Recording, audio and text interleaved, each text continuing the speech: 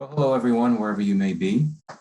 My name is Michael Kugelman. I'm the Asia Program Deputy Director and Senior Associate at the Wilson Center. Thanks for joining us today for this event, which will look at the implications of recent developments for the recent developments in Afghanistan for the South Asia region. It marks the latest product of the Wilson Center's new Afghanistan initiative, Hindsight Upfront. We have a great panel with us today, and I'll briefly introduce them. All of them have either been Wilson Center Fellows or partnered with us in some other way. Ambassador David Hale is a Wilson Center Distinguished Diplomatic Fellow. He was previously Undersecretary of State for Political Affairs, and before that, he was, among other things, the U.S. Ambassador to Pakistan and Lebanon, and the Special Envoy for Middle East Peace. Ambassador Maliha Lodi is a former Wilson Center Public Policy Fellow. She is a former Pakistan ambassador to the US, the UK, and the UN. She's also served as an editor with the News newspaper in Pakistan, and early in her career, she taught politics at the London School of Economics. Nandan Unnikrishnan is a distinguished fellow at the Observer Research Foundation in New Delhi, where he oversees the Eurasia program. He was previously a journalist with the Press Trust of India and also with Business India's TV channel, TVI. And he's also held a position at the Institute for Defense Studies and Analyses. Huma Yusuf is a Wilson Center Global Fellow and a former Pakistan scholar. She is a weekly columnist for Dawn, a Pakistani newspaper. She was previously features editor for Dawn and the monthly news analysis magazine Herald. And last but not least, we have Dr. Venkat Lokanathan. He is a Wilson Center Global Fellow and also director and associate professor at the School of International Cooperation, Security, and Strategic Languages at Rashtriya Raksha University in India. And he is a former assistant director of the National Security Council Secretariat in the Government of India. So it really is a great and varied panel. But first, before we get to it, I'd like to recognize the Wilson Center's President, Director, and CEO, Ambassador Mark Green, who's kindly agreed to offer some opening thoughts. So over to you, Ambassador Green. Great. Thanks, Michael, and welcome everyone to this third in our series, Hindsight Upfront, Lessons and Implications of the Withdrawal from Afghanistan. Our first session featured our Global Advisory Council co-chairs, David Petraeus and Sir John Scarlett. Our second, National Security Advisor, H.R. McMaster. You can still view those sessions by going to our website. You'll also find there a collection of Wilson Center materials that will provide context and deeper analysis on this challenging topic. And now for today, and a program that I believe will be every bit as informative and interesting, what the withdrawal means for South Asia. In 2020, Congress created a blue ribbon panel of experts called the Afghanistan Study Group. Its purpose was to create new recommendations on Afghanistan for policymakers. I was a member of that study group.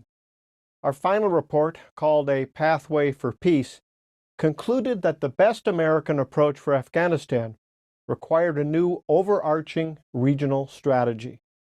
The report stated that Afghanistan lies in the middle of a region beset with rivalries and low levels of trust.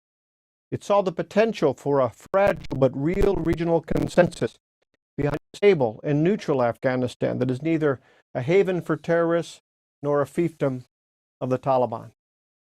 We found that a stable Afghanistan would create the potential for regional economic cooperation that could benefit all countries in the region.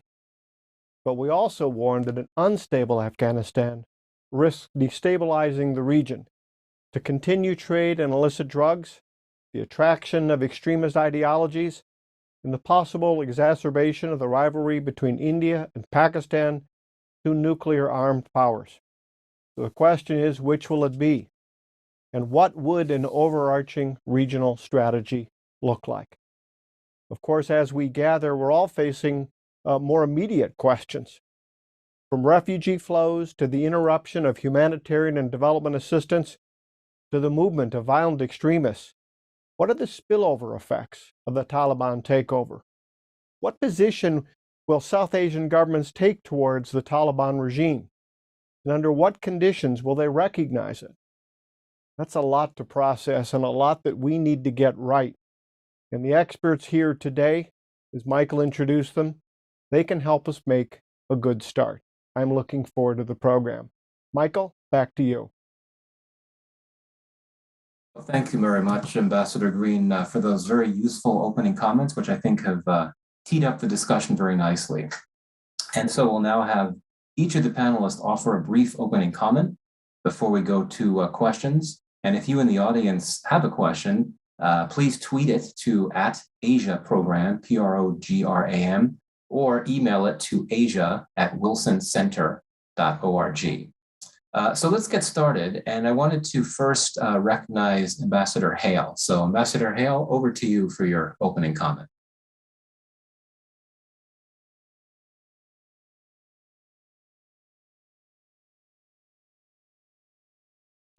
Ambassador Hale, I think you're muted.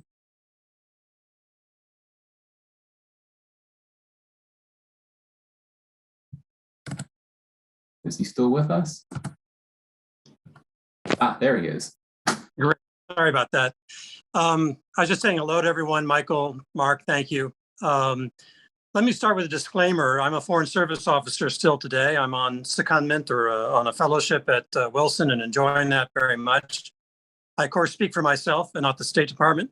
By the same token, though, as an FSO, I think it's important to do what I've always preached to others, which is any dissent, which is invaluable in the Foreign Service, be voiced within the system and not outside the system. So I will be focusing my comments on the future and on the implications more than on recent events, which I think is an invaluable opportunity now to talk about where we go from here.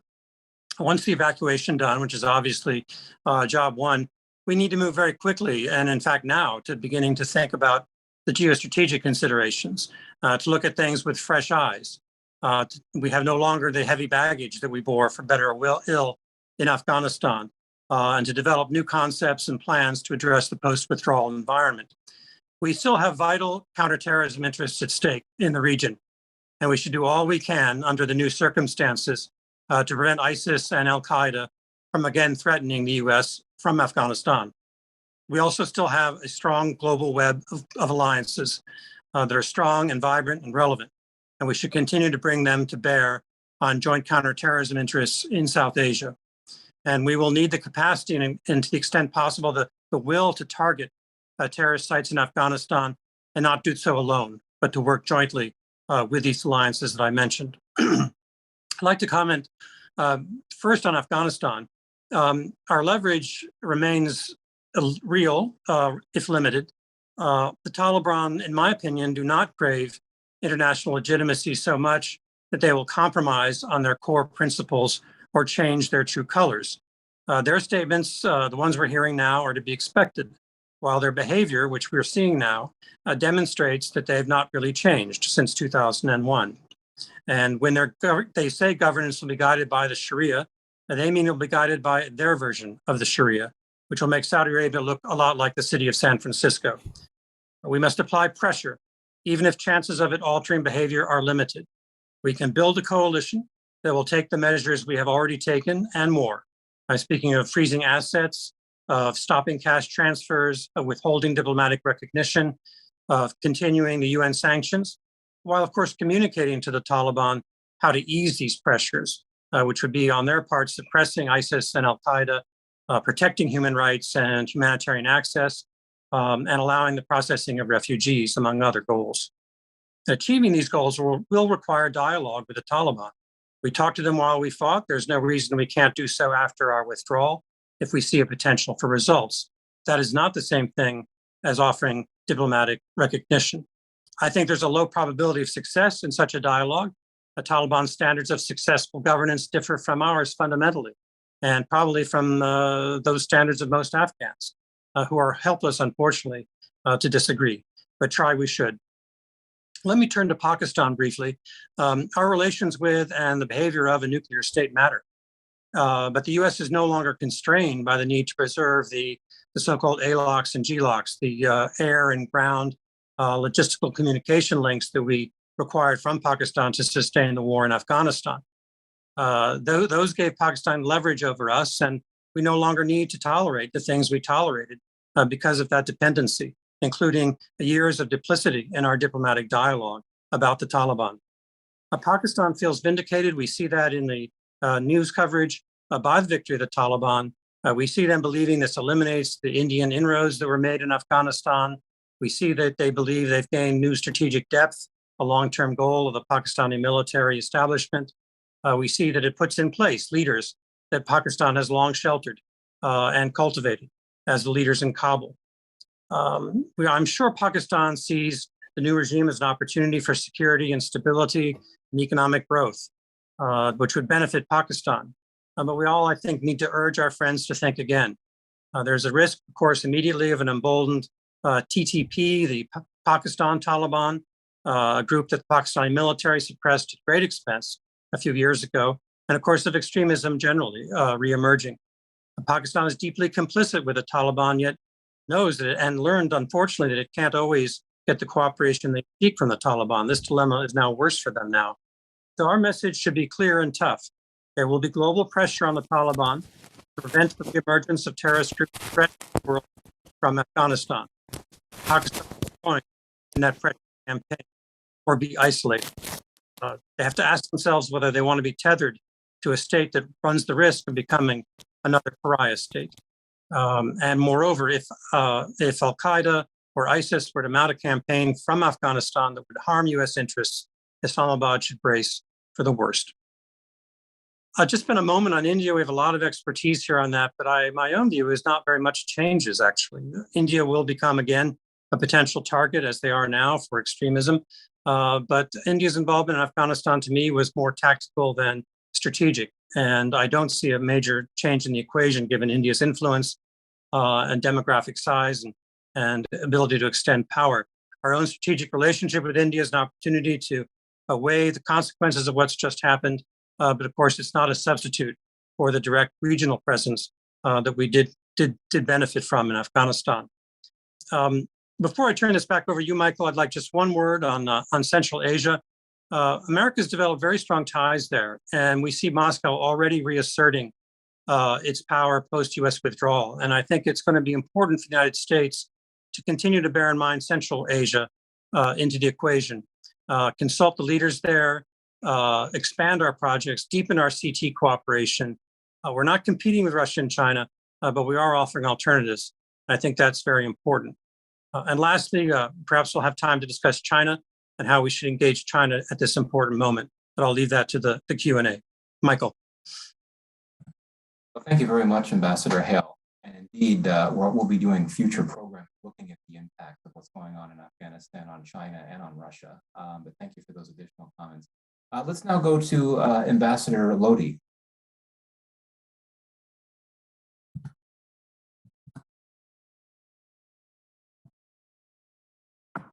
I think you're muted, Ambassador. Myself? Yes, there we go. Okay, we can hear now you can hear me? Okay. Yes. I wanted to first, of course, thank Michael, Ambassador Green. It's good to see Ambassador Hale as well.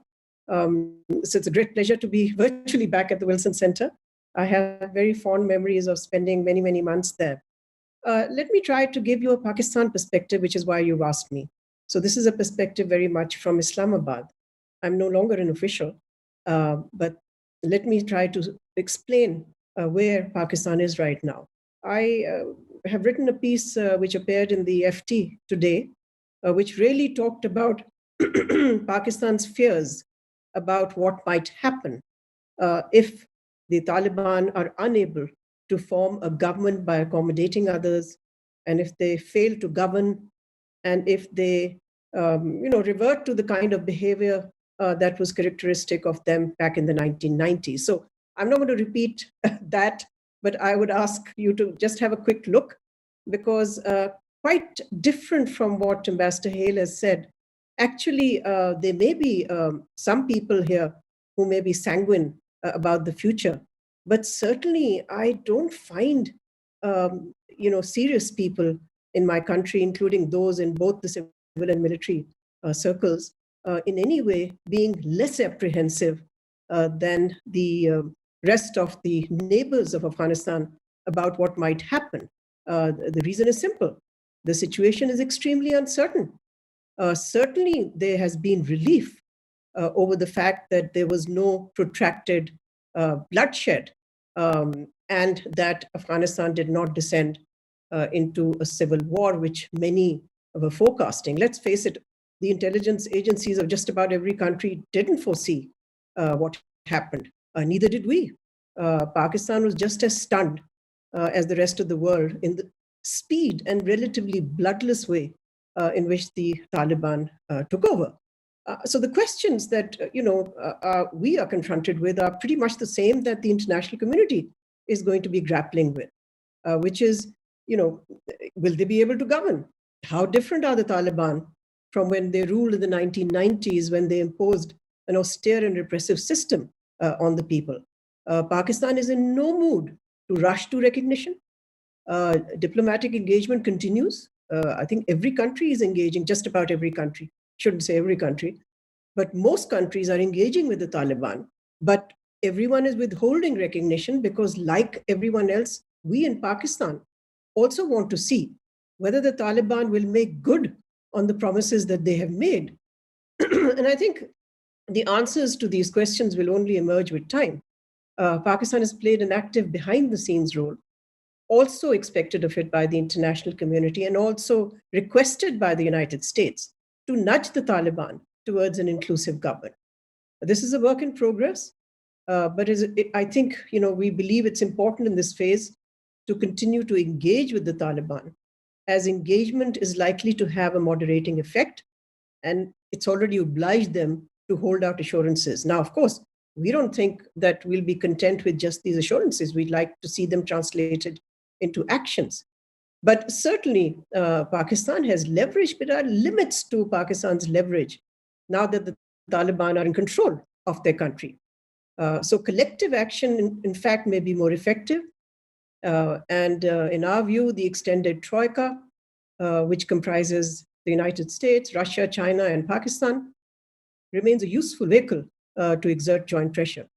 I think we've already seen in the UN Security Council statement of 16th of August what the international community expects the Taliban to do. And these expectations are, obvious: respect for human rights, respect for women's rights, forming an inclusive government, running the country in a manner that is accommodative of other groups, and of course, above all, the need for the next or the new Afghan government to combat terrorism. As Ambassador Hale has said, for Pakistan, a huge challenge is the presence of the TTP, the Pakistani Taliban as it is called, which is about 6,000 strong and remains in Afghanistan. Now, we've heard also the Afghan Taliban say that they will deal with these groups. This is of concern to us, but as you all know, for the Chinese, it's ETIM. For the Central Asians, it's IMU. For the Russians and everyone else, actually, it's ISIS or Daesh. So these are of great concern. And for Pakistan's security, it's essential that we see the Taliban take action. Now, they've said that they will not allow their country to be used as a haven for these terrorist groups. But it's important that we see, as I said before, it's important that we see them take action against these groups. As far as Pakistan is concerned, as I said, the stakes are very high, clearly, as it is for other countries. And this is very much a personal view. I think it's very important for the international community to remain united so that collective pressure can be mounted on the Taliban. I think if this international consensus, which is there right now, I think all countries now expect to see the same of the Taliban as anybody else. But if this international unity fractures and major differences emerge between, let's say, neighbors or the big powers, then it'll provide wriggle room to the Taliban to back out of their promises. And I don't think that is something that Pakistan would want to see or anybody else would want to see. So for now, I think I would end on this note that, there is great, it's a fraught situation. Nobody really can tell what will happen post August 31st. The Taliban have said, in fact, the Americans have requested the Taliban, as far as we know, that they should not form the government until after August the 31st. The Taliban have actually said this also publicly. Now, let's see if after that they're able to actually form a government. They claim that they have reached a deal with the Northern Alliance. Again, we don't know whether this will happen. But I can say this: Pakistan, other than Afghanistan itself, has the most to gain from peace and the most to fear if Afghanistan descends into another round of, if not civil war, but protracted fighting or instability. So there's certainly, I don't know if there are triumphal noises coming from certain sections in Pakistan. That certainly does not reflect the views of those who are in charge of the country's security. I think we're watching the situation very, very closely, very carefully. And Pakistan wants to be lockstep with the international community on these issues of recognition, also of dealing with the Taliban, ensuring that they stick to their promises, because Pakistan knows that it faced isolation in the 1990s when it was one of 3 countries that recognized the Taliban. So there is absolutely no desire for Pakistan to return in any way to that period. In any case, the international environment is fundamentally different from the 1990s. So we're consulting closely with the Chinese, with the Russians, of course, with the Americans as well. With Iran, as I speak, my country's foreign minister is on his way to meet with the new foreign minister of Iran, also visiting Central Asian Republic. So we're very interested in seeing what kind of a regional consensus can emerge. Basic precepts and principles are there, but there's a need to operationalize them because, everybody can make these feel-good statements. But the important thing is countries, including mine, we have to abide by what we say. So let's see when the political fog begins to lift after August the 31st, because, it'll become clear whether Afghanistan's leaders will be able to deliver peace over time that their people are so desperate to see. Because if they're unable to do this, then not only Afghanistan that will be at risk, it'll also be Pakistan and the rest of the region. So the last thing, we want to see is a situation of that kind. And if you like a reversion, although I think it's too early to talk about such things, but, it's important to flag them. The kind of proxy war that we saw in the 1990s, this is not something that anybody in Pakistan would either wish to engage in or would want to see. So let me end on that note. Thank you. Thank you, Ambassador Lodi. I agree with your point that we'll have hopefully a better sense as to how things will look in Afghanistan after August 31st. Of course, that's especially the case if the administration does indeed pull all its troops on the 31st, which it plans to do now, but one never knows if things will change in the coming days. At any rate, let's now go to Nandan Unnikrishnan. Over to you, Nandan. Thank you, Michael. Thank you to the Wilson Center. I think between Ambassador Hale and Ambassador Lodi, they have covered most of the ground. So I may sound a bit repetitive, but given the paucity of time, I also may oversimplify some things, but I'm sure we can deal with that in question time, as it were. So I'll try and reduce this to basically looking a little ahead and looking at 2 options. One is the option of stability. There are many questions, of course, what does stability imply? But let's assume for a moment that Taliban is able to establish complete control over the territory. They do form some kind of inclusive government, and that they are capable of preventing export of radicalism and terror beyond their borders. I think this would be something that would be welcomed across all powers.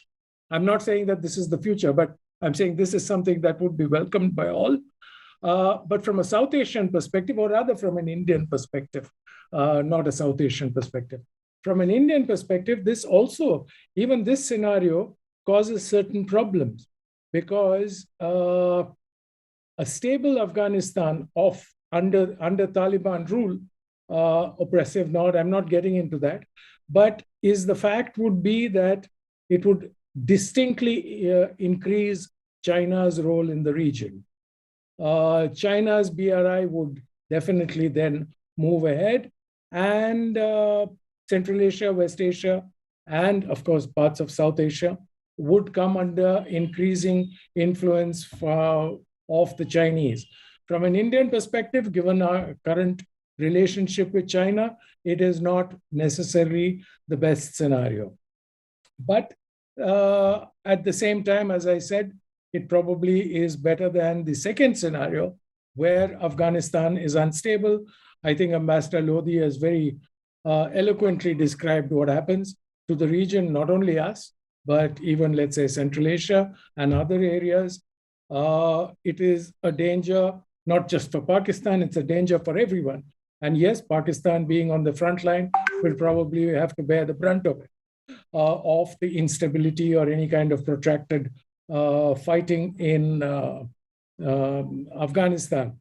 So eventually now, the overall Indian position, one is we have to recognize, I mean, I know there are many Indians who are stricken by angst that India is not invited to various discussions and all kinds of things.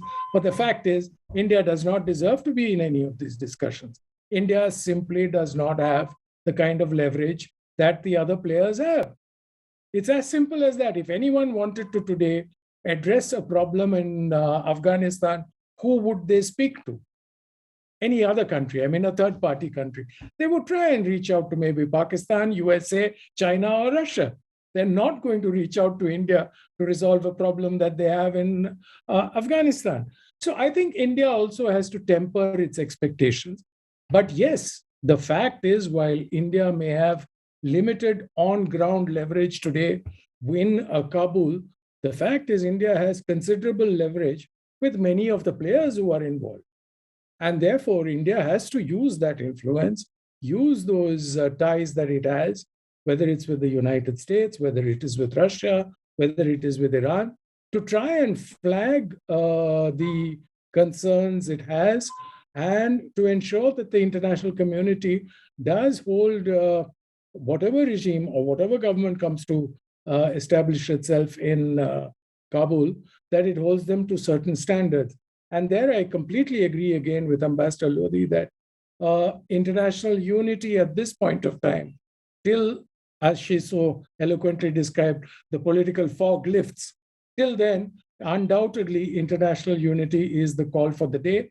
And I just hope that the powers that are vying for influence, particularly the members of the extended Troika, that they don't allow their bilateral relationships to overcome the common cause that they have in the extended Troika and suddenly splinter up. And then you're going to have a real mess in Afghanistan. Thank you, Michael. Thank you very much, Nandan. Let's now go to Huma Yusuf.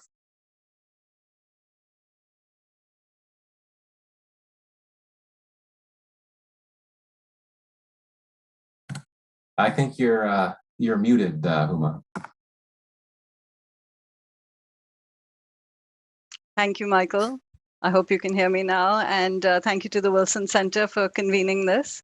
I was going to add some additional comments from the Pakistani perspective, though, of course, Ambassador Lodhi is a very difficult act to follow. I will just try and sort of supplement some of the views she's already presented. So I think one of the interesting things from Pakistan's perspective, even these last few difficult days, which have been filled with sort of tragedy and anxiety and a sense of mourning from a certain constituency within Afghanistan about this turn of events, even in this difficult time, we've seen something interesting happen from Pakistan's perspective, which is that it has been able to play a role that it has historically played in the context of Afghanistan, which is to step up and immediately start to play some kind of key role in the humanitarian aspect in terms of providing support for the evacuation initiatives, already sort of starting to make provisions for refugees coming in to start that important conversation about how we are going to support people on a very human level who are affected or displaced by the developments in Afghanistan. And I think this is Pakistan at its best, frankly. And I think it's an important thing for Pakistan to find itself having to play this role and remembering that there is an opportunity for it to be a real partner to Afghanistan through this very difficult time in a way that slightly reorients the nature of the conversation over the past 2 decades. With that said, though, I do think that one of the things that we are likely to see, of course, everyone has touched a bit on the security developments and that being the key sort of concern for the region going forward. I think that in any scenario, even one where the Taliban are able to create some kind of inclusive, semi-stable Taliban-led regime in Kabul, there will inevitably be a gradual uptick in cross-border attacks, probably led by the Pakistani Taliban or some other groups that affect the western regions of Pakistan, so the ex-Fatah area, the Khyber Pakhtunkhwa province in the northwest, and Balochistan. And this increase in militancy, cross-border militancy potentially, will always have this element of plausible deniability by all actors involved, resulting from the fact that the Taliban continues to be, even the Taliban that has taken over now, a fragmented, decentralized organization where Kabul-based Taliban leaders will not have complete and coherent and cohesive control over militant commanders operating in different districts across the country. And so, and similarly, there continue to be, we've heard this term over the last couple of years, the militant soup, where there is a lot of dynamism and fluidity in the way that different groups work together, the networks that they have, the resources and support they offer each other. And so I do think we'll continue to have this level of, even as the security situation gradually destabilizes and there is an uptick in sort of regional terrorism, that everyone will be pointing fingers at everyone else. And I think one of the interesting things to watch over the coming years will be what kind of relationship can an Afghanistan and a Pakistan have, and what will be the nature of that bilateral relationship going forward in this context of plausible deniability on all sides. I think that the world is quick to sort of conflate this idea of, oh, it's the Pakistan-backed Taliban and Pakistan has influence and Pakistan has leverage, but we are well beyond the 1990s, and that no longer is the case. And this is in some ways 2 states that do need to find a new equation of how to be bilateral partners. And I think that that's because of the security aspects to this, that's going to be a challenging and interesting conversation, and especially so in a scenario where things are in a worst case scenario, and there are sort of more transnational or global terror attacks that are linked back to Afghanistan. And as Ambassador Hale has alluded, pressure starts to come on Pakistan that it somehow take responsibility or step up and start to counter those issues. But I think that the world that we're in now will be a different one, where Pakistan's actual leverage and influence is one that we still need to see what that will take, shape that will take. So I think that will be an interesting development. I also think I'd like to spend a few minutes sort of on that geopolitical point that, again, several others have hit on. And I think that this will be, again, the question today is sort of what are the regional implications of Afghanistan? And I think seeing the success of something like the Troika Plus, seeing how China establishes its role in this, post 31st August position. It will obviously seek to reach some kind of agreement with the Taliban to secure its interests, primarily CPEC, but also to improve regional connectivity. Pakistan and Russia are talking frequently about how they have sort of similar goals.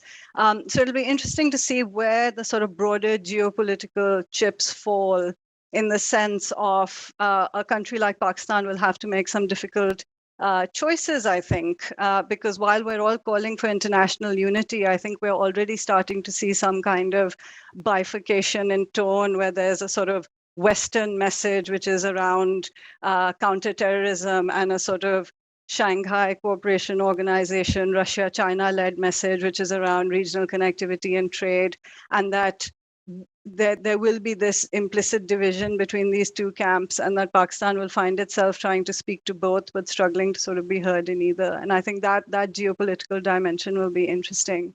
It'll also be interesting to see whether the way that the Middle East has been affected with certain, by these developments in Afghanistan, with sort of Doha having supported the talks, but Ghani fleeing to the UAE and some of the concerns arising within the Gulf that there may not be a completely unified approach there in terms of how they want to engage with Afghanistan, whether that would in turn then have further implications for South Asia. So I do think from the geopolitical perspective, there's going to be some interesting developments worth monitoring over the coming months and years. But I think I just wanted to end with some comments on sort of the social implications across the region and for Pakistan in particular of these developments. And I think we're hearing this idea repeatedly that religious groups, and I'm not talking about violent or extremist or militant groups, but just sort of religious groups, religious political parties, etc., will feel quite emboldened and encouraged by the Taliban's success. And I do think that we will see a resurgence in that kind of Islamist political forces. We'll start to see more sort of political parties making concessions to religious groups, sort of recognizing and being anxious about the fact that they seem to have won over, in some cases, the popular narrative, the sense that actually there is public support for something like a Taliban that can come in and offer less corruption, prompt justice, etc. And I think even the recent scenes coming out of Kabul of sort of urban, young, West-linked Afghans seeking to evacuate and relocate, it sort of really deepens a narrative that had already been emerging across the region, but also, of course, in Pakistan, of this sense that those who espouse sort of pro-democracy values, those who are progressive or liberal in their thoughts, those who are pushing for inclusive politics are somehow not indigenous, that they are Western agents or traitors, and that what is more indigenous or more authentic or local would be religious movements that somehow get tied up with Islamic identity. And I think the scenes playing out in Afghanistan give sort of a fillip to that kind of narrative and will make sort of progressive politics a bit more challenging, I think, across the region, certainly in Pakistan as well, because of the way that religious groups will be emboldened. But I think the biggest sort of disappointment, again, from across the border perspective and looking slightly long-term here, so not in the immediate few weeks and months, but I think one of the problems with this recent development is that the conversation is going to stay where it has been for the past 3 to 4 decades. We're going to be firmly in the space of terrorism, security, and geostrategic implications. And what that means we're not talking about are the real challenges of the 21st century. So issues like climate change, water scarcity, the drought that is affecting Afghanistan and Pakistan, and the pandemic, health infrastructure. These topics are now going to get pushed back off the agenda while we all focus on the security implications of this development. I'll stop there. Thank you. Thanks, Huma. And indeed, that your final point was particularly important. The risk that these non-security challenges in Afghanistan will not be covered enough. I just saw recently that the World Food Program has indicated that there are more children that are experiencing emergency levels of food insecurity in Afghanistan than any other country in the world other than the DRC. So this is heartbreaking. At any rate, let's now move, last but not least, to Dr. Venkat. Thank you, Michael. Thanks to the Wilson Center, Ambassador Green, Abe, for inviting me to be part of this panel. I know Ambassador Hales started off and mentioned about the potential target, India being a potential target. But I think, more pertinently, I would say that security concerns, of course, are there with recent developments in Afghanistan. But more importantly, I think there are two counts on which Indian concerns, are currently revolving with recent developments in Afghanistan. One of them, of course, is the forceful manner in which this change has been perpetrated, and in such a short time. Unfortunately, it appears that the way forward is being decided by what's happening on the ground and not by what is being discussed in the conference rooms. It is an accepted fact that the US had to withdraw someday from its conscious decision to enter and maintain a presence in Afghanistan. And this had been deliberated upon for almost a decade. Yet some tough questions would be asked of the United States too, in terms of the manner in which this withdrawal has occurred and whether it could have been planned and executed more effectively, especially for retaining some form of democracy.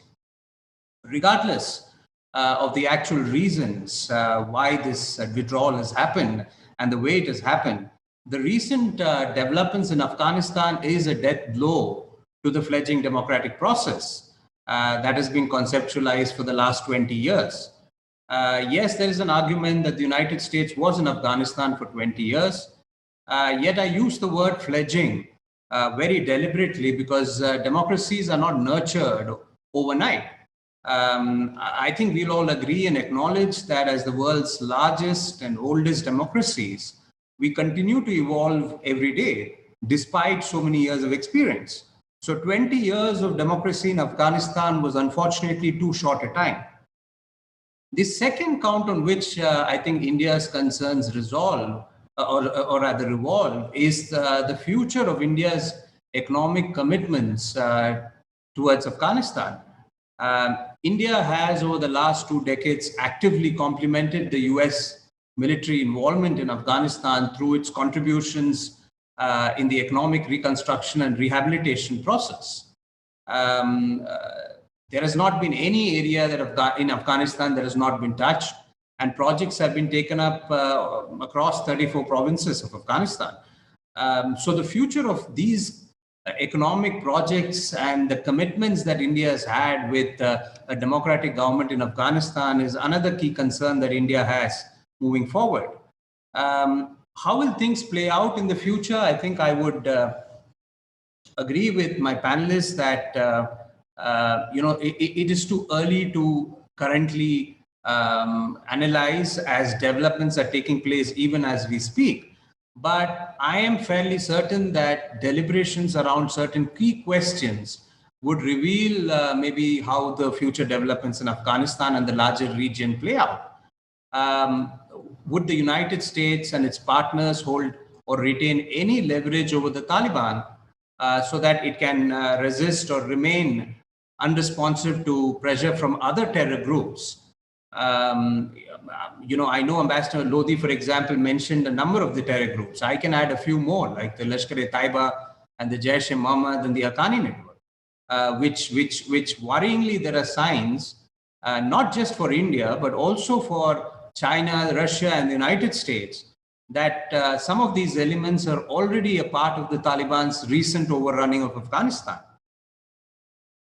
In this context, I think another key question that needs deliberation is whether it would be the right move to diplomatically isolate the Taliban government, because this doesn't provide an opportunity to engage with the Taliban to form an inclusive government. We are aware of resistance around the Panjshir region, and the repercussions of such resistance could quickly, move into a civil war situation. And we could go back to the pre-2001 days. Further efforts to try and impose financial constraints could also be counterproductive, because what we would see is this could push the Taliban to seek other sources of incomes, including through poppy cultivation and drugs trafficking, and also make it more vulnerable to any sort of financial incentives, particularly from the terror groups that I have mentioned or Ambassador Lodi has mentioned. All these raise concerns for India on the security front. Yet, in comparison to the 1990s, I think on the security issues, today India is in much more effective control of security developments in its own, around its own borders, and also has a very robust national security management architecture in place. And what this has done has resulted in a drastic reduction of terror attacks and a significant increase in elimination of terrorists. So while security concerns do exist with what has happened in Afghanistan, I think, unfortunately, it also tends to be overplayed, especially right now in the public narrative. The other question that I think requires a fair deal of deliberation is whether the US will accept a more proactive role for Russia and China in Afghanistan and the region moving forward. Russia has already started playing a more active role in neighboring Central Asia. President Putin has expressed concerns over the spillover of radical Islam into the region. Simultaneously, the presence of certain groups like the ETIM, which is sympathetic to the Uyghur cause in Xinjiang, also raises concern for China. And hence, China is also now becoming more actively involved. It has already begun diplomatic engagement with Taliban, and President Xi and President Putin have also agreed to cooperate in developments in Afghanistan, and more importantly, against foreign interference. Yet another question that needs deliberation moving forward is the US commitment to its allies. Again, was the nature and degree of involvement of regional partners in this decision-making process appropriately outlined and inclusive? The withdrawal of the United States, has that created a trust deficit among allies that will spill over into potential future cooperation in other important geographies? For example, the Indo-Pacific region, and especially in strengthening freedom of the open seas initiatives. Recently, coinciding with developments in Afghanistan, there was a public narrative that emerged about the US commitment to defend Taiwan if attacked by China. And this drew a response from President Biden. I want to conclude by just mentioning a couple more points. Contrary to the widely acknowledged narrative of gaining strategic advantage, I think state actors neighboring Afghanistan that have a symbiotic relationship with the Taliban, I believe will be in a very difficult situation moving forward. And they will have an important role to play amidst the recent developments in Afghanistan. Why do I say this? Because there is already existing concerns in the international community over certain state actors providing sanctuaries to terror groups that aim to destabilize regional security. Such concerns have already resulted in actions taken by the Financial Action Task Force, recommending very specific steps to be taken since the last 2-3 years. The threshold in the international community on acts of terrorism in comparison to the pre-2001 days is also very low. And hence, any attempt to use Afghanistan as a base to launch terror attacks, and there can be no control over these terror attacks. It could be on the Russian neighborhood, it could be in Xinjiang, or it could be against India, is only expected to further intensify international scrutiny of the Taliban and other state actors who support it. These very state actors have a difficult task ahead to ensure that the Taliban does not provide sanctuary to terror groups in Afghanistan. And now I think this is a point Ambassador Hale mentioned, that with the withdrawal of the United States from Afghanistan, one can expect the United States to exert more pressure on such state actors to crack down on terror elements, not only in Afghanistan, but within its own territory. So I'll stop there and maybe we'll move forward during the discussion. Thank you. Well, thanks a lot, Dr. Venkat, and thanks to the five of you. Terrific comments. You packed a lot of substance into a very small amount of time, so really appreciate it. We have just over 10 minutes left. I will forego my opportunity to pose a question because we have a lot of great questions from the audience, and I've tried to group a number of them together, and what we'll do here is have one round of questions that I'll direct to you, and then if there's more time, we'll go to more. So several questions for Ambassador Hale, focusing on the future U.S. role. So what approach do you think the U.S. should take toward the issue of recognition of the Taliban government? And also, what do you think are the prospects for U.S. intelligence capacities through the over-the-horizon notion when there's no boots on the ground? And more broadly, if you just wanted to briefly comment on what you think the U.S. role in broader South Asia should be post-withdrawal and with the Taliban in power in Afghanistan. And then I guess these could be directed to anyone, but perhaps I would suggest Ambassador Lodi and Huma Yusuf. Question of how much influence do you think the Pakistan will have over the Taliban now that the Taliban has taken power again and can essentially relocate and be completely present in Afghanistan. And finally, for Nandan and Dr. Venkat, there have been a number of questions about how India should deal with the developing situation, the developing geopolitical dynamics of the region, which many of you have already outlined, which appear to perhaps be disadvantageous for India. What should India's role be moving forward, looking at Afghanistan, given the reality of a Taliban government, as well as the likelihood that Pakistan and China, India's two rivals, could have opportunities, could have opportunities to develop a significant footprint in Afghanistan. So, Ambassador Hale, why don't we start with you?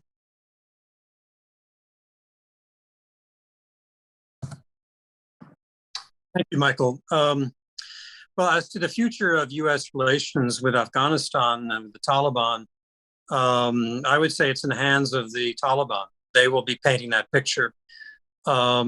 I think I laid out earlier some of the conditions that I personally, anyway, would expect. I think that at the top of the agenda has to be their posture toward terrorism and the projection of extremism from their country. If they take an attitude of adequate suppression of that, they've opened the door to some kind of relationship. Without that, there is no door that is open. I believe that those who talk about an inclusive government in Afghanistan are engaging a little bit in wishful thinking. Even if there are factions that are willing and ready to join the Taliban, I think they will quickly find that they will be muscled aside at any important key moments of decision about the guys with the guns. I wish it were otherwise, and I hope that more can be done in that regard, but I think we have to be realistic. And how the Taliban treats its people will be a key function as well of the nature of any opening of a relationship. That said, we do need to talk to them. That is not the same thing as diplomatic recognition. We will not achieve our goals without a dialogue, and I strongly favor that. I'm not an expert about our over-the-horizon capacity. I'm amazed by the things we can do, but there's no substitute for physical presence. So there will be gaps, unfortunately, in that regard. And that's why, again, the role of our partners, the neighbors of Afghanistan, becomes so important, and the role of Pakistan in particular. As for the future of our policy towards South Asia, it's actually very encouraging. We have a rich array of interests and relationships in South Asia that have little to nothing to do with counterterrorism or with Afghanistan. And they sometimes have been overshadowed by this monumental investment that the United States was making in Afghanistan. We now are free of that burden, and I hope we can invest what we were spending on that effort in Afghanistan and in the neighboring states now on helping our friends and allies deal with the future. Counterterrorism will still be part of that, but opening the opportunities for the next generations in India, all throughout South Asia, and I want to continue to talk about Central Asia, will be key to building the stability needed not only for the benefit of those countries and our relationships, but to make sure that whatever is happening in Afghanistan, to the extent possible, is contained. Back to you, Mike. Well, thanks a lot. Now the question about what we could expect for the future relationship between the Taliban and the Pakistani state. So Ambassador Lodi or Huma, if either of you wanted to briefly address that. Yeah, I think, Michael, I'd like to make a few broad points as well, because I think this may be some confusion on this score, and I want to clarify that.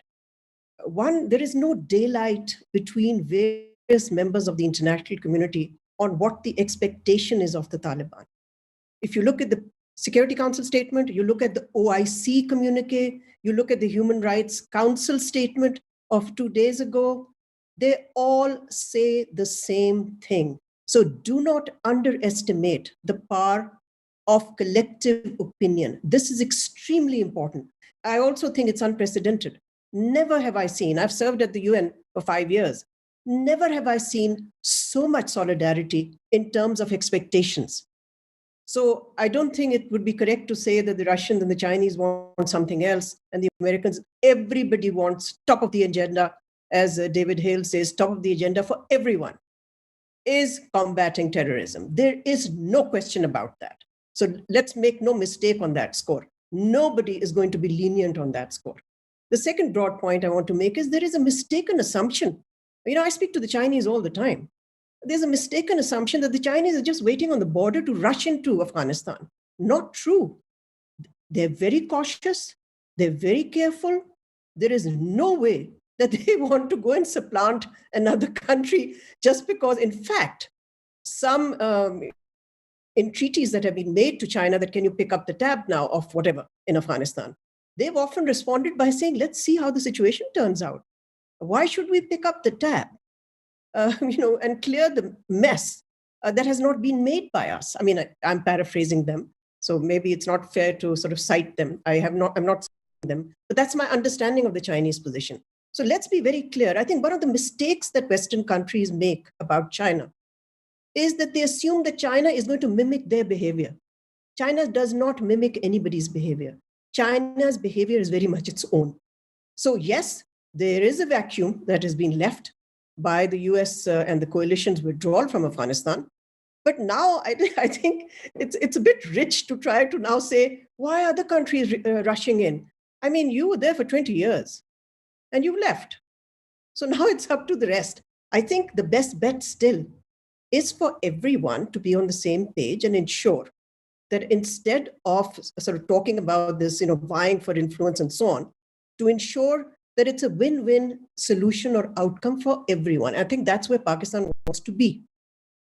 And lastly, the actual question that you asked, which is such a narrow one, leverage. I mean, we don't know how much leverage we'll have, frankly, because we don't know how certain or uncertain the situation is going to be. So if I turn around and said, well, Afghanistan is a landlocked state, so Pakistan, geography gives Pakistan huge influence. Well, that's true up to a point. But there is a limit to how much we can do. Yes, we have been asked by the international community to play a certain role. We're trying to do that. And Huma was right in underlining the kind of stellar role that my country has played in the evacuation effort and in supporting the humanitarian response that's going on. Ask any UN agency right now, who's helping? Guess what? It's Pakistan. So I think we need to keep all of these in perspective. So to narrow down that Pakistan's only role is, let's just ask Pakistan about what leverage it has. Fine. By all means, ask that question. And as I said, the answer depends entirely on how the situation on the ground plays out. It's very hard. I still would argue that leverage is with the international community if it acts in unison. Otherwise, nobody has leverage. Thank you. Thank you. Huma, did you want to add anything briefly? No, I think this does get at the point that I was trying to make right at the outset, which is that I think a lot of this myth of Pakistan's leverage or so-called control, puppet mastery of the Taliban, this is outdated and inaccurate and is certainly not rooted in what's to come. And that a lot of that will have to do with the dispensation that does emerge in Afghanistan and the level of control that a Taliban-led regime based in Kabul would have over the rest of the country, and on the sort of numerous militant groups that are operating in that area, and the fact that we know that there will never be that kind of neat centralized control. And we also know that as activities happen and fingers are pointed here and there, that all groups will constantly try and refer to this idea of plausible deniability, that actually what I see emerging is a scenario where there is more potential for two sovereign states, Pakistan and Afghanistan, to find themselves at odds. And so this notion that Pakistan will be the leverage, Pakistan will speak to the Taliban on behalf of the rest of the world, I just think that that's an outdated notion. And I agree with Ambassador Lodhi here that we need to look forward and see sort of what situation emerges there, how much influence the unified international community will have, and other sort of geopolitical developments in the region. And then based on that, we can see what role Pakistan could politically play in terms of engaging with the Taliban going forward and with whatever government emerges out of this period of uncertainty. Thank you, Huma. I really appreciate the comments. So let's come to Nandan and Dr. Venkat. I think you will essentially have the last word. Any brief thoughts on India's role, what it can and should do in this very complex environment right now? Nandan, maybe you want to go first? Absolutely. and Venkat can always jump in and add whatever he thinks necessary. Let me start with this thing that I agree with Ambassador Lodhi, that China acts in its own interest. I mean, completely. And any great power should. I also believe that China, I was racking my brain, but I could not find one instance where China has done anything for charity for anybody.